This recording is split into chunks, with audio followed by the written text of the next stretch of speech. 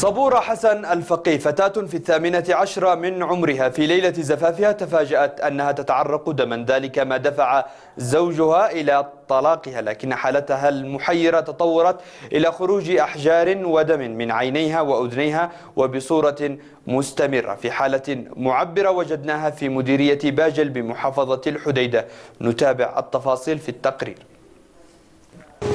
في مهمات العمل الصحفي التي تتوجه بنا حيث أناس يواجهون مصيرا ليس للحياة وليس للموت، للألم فقط، ثمة حالات إنسانية صادمة تترجى في الطرف الأخير من الأمل في الحياة، صورة مؤثرة تقر لها عين الضمير الإنساني في شريط البث المتلفز.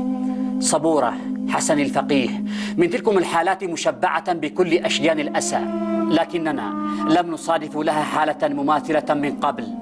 تعاني من مرض عجيب غريب، عجز الطبيب المداوي الكشف عن غرابته. بدأ فجأة في ليلة عرسها وفي اللحظات الأولى من عمرها الزوجي، إذ فجعت وهي ترى سائر جسمها يتعرق دما يخرج من مسامات جسدها كما يخرج العرق.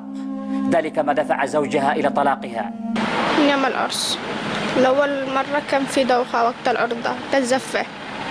ثاني حاجة بطني انتفخت، بعد ما شفت من الانتفاخ أجا دم من عيوني، بعدين كده انتقل من جسمي كله. في مديرية باجل محافظة الحديدة وفي كنف أم أرملة و4 شقيقات يتم.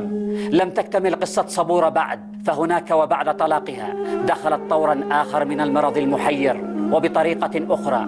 هل رأيتم بشرا يخرج من حدقات عينيه ومن أذنيه أحجارا بحجم حبات الفاصوليا؟ صدقوا أو لا تصدقوا، تلكم هي صبورة كما تبدو في الصورة. ورأيت حالة نادرة، بنت شابة يطلع من عيونها حجار. الحجر صغار جدا، يعني كحجار السائلة، صم قوية جدا يعني. فطبعا تواصلت مع مدير عام مكتب الصحة في الحديدة الدكتور عثمان البيضاني، وطلبت منه أن يتواصل مع الأخ وزير الصحة والأخ المحافظ على أساس أنه يفتحوا لها مجال في مستشفى الثورة العام بصنعاء. الحالة نادرة تحتاج إلى تدخل طبي في مركز طبي متخصص. تخرج الحصى من عينيها ومن أذنيها كما يخرج عرق الدم من سائر جسدها تلقائيا، يتبعها خيط صوفي لا تعلم صبورة ولا أمها ولا الأطباء والمنجمين وشيخ الرقية من أي عالم أتى. بنتي مريضة من يوم الزفة حق العرس، داخل علينا ليلة العرضة حقها، بعدين اليوم الثاني وقع بها انتفاخ.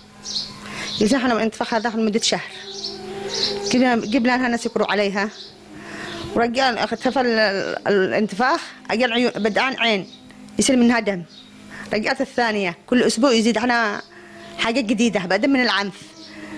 بعدين تطور عند الجسم الدم هذا خرج من أذانها، من لكفها، من لسانها، من شعرها، من جسمها كله. صبورة تعيش كل ما للصبر من معنى، فتاة في 18 من عمرها تطالع في صورتها مرايا الذكريات قبل أن تصبح حسرة معجزة مرضية. لحظة فجرت في داخلها نوبة بكاء لا دموع لها، ربما لأن عينيها لا تذرف سوى الأحجار وأحيانا دما كأذنيها. لم يعد لصبورة طريقا إلى المدرسة، تقول يكفي، لقد أغمي عليها أكثر من مرة داخل الفصل الدراسي، وهكذا وارت مأساتها لنفسها وذويها الذين ساءت حالتهم المعيشية بما حل به.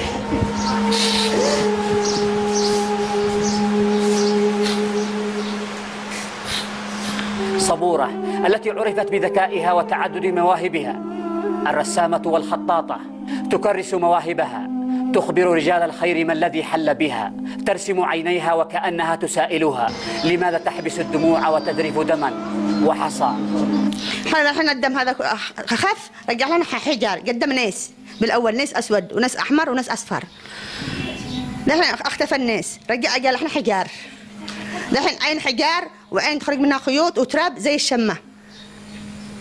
هذا أمس، وجلسنا أمس يوم كامل أمياء.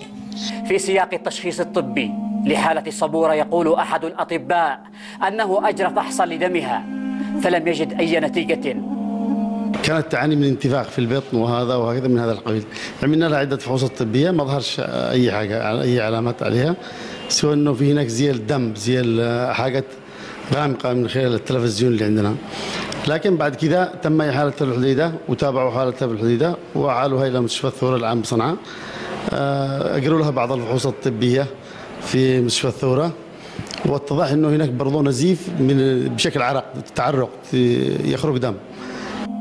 وفي تقديرات مشايخ العلم الشرعي الذين جربوا علاجها بالقرآن يقولون إن الأعراض تدل على أن صبورة مصابة بالسحر والشعوذة. بعد قراءة الرقية الشرعية وتلاوتها على هذه الفتاة تبين من العلامات الاهتزاز والرعشة في الجوانب والأطراف، مما أكد وجود شيء من التلبس الشيطاني بتأثرها بالقرآن الكريم. ظهرت علامات واضحة رأي العين بأنه سحر، وهذا السحر محمول في البطن ومدعوم بالسحر من خارج الجسد كما ظهرت العلامات.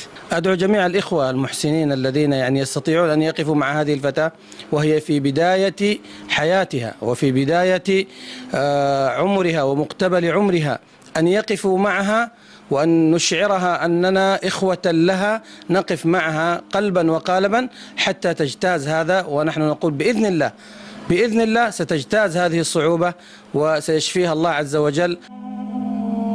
لم يكن بمقدورنا أن نغادر مشهدا كهذا، فتاة تعرق دما ويخرج من عينيها وأذنيها أحجار ودم ترابي، إلا بعد أن وعدناها بإيصال مأساتها المحيرة إلى القلوب الرحيمة.